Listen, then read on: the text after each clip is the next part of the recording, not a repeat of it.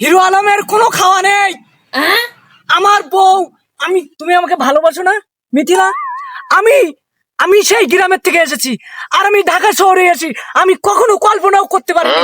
আমি 2 দিন তার সাথে প্রথম একদিন দেখা, দ্বিতীয় দিন প্রেম করছি, তৃতীয় দিন আমি ওকে বিয়ে করেছি। হ্যাঁ, আমি এই যে 200 কোটি টাকার চেক আমি মিথিলাকে দিয়ে দিলাম। হ্যাঁ, তুমি কাকে ভালোবাসো? লিটনকে। এখন তুমি কোথায় যাবে? তুমি কি বাংলাদেশে বড় 5 স্টার 8 স্টার 9 স্টার রুমে কি হানিমুন করবে, নাকি তুমি বাইরে বিদেশ যাবে? এখন তুমি কোথায় যেতে চাও? উগান্ডা যেতে চায়। তুমি উগান্ডায় যেতে চাও? আমি যখন জেট বিমানে করে আমার মিথিলাকে নিয়ে আমি যখন উগান্ডায় চলে যাব, তখন সবাই দেখবে আর জ্বলবে আর জ্বলে পুড়ে ছারখার হয়ে যাবে। আমি 500 কোটি টাকা দিয়ে আমি বিমান ভাড়া করব।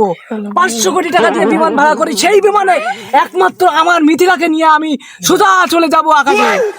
এবং আরো তোমাদের জানাতে চাই, আমি এখন ঢাকায় এসেছি, ঢাকায় আসছি, আমি খাচ্ছি, ঘুরছি, ফিরছি, এনজয় করছি, শুধু মজা আর মজা, এনজয় আর এনজয়।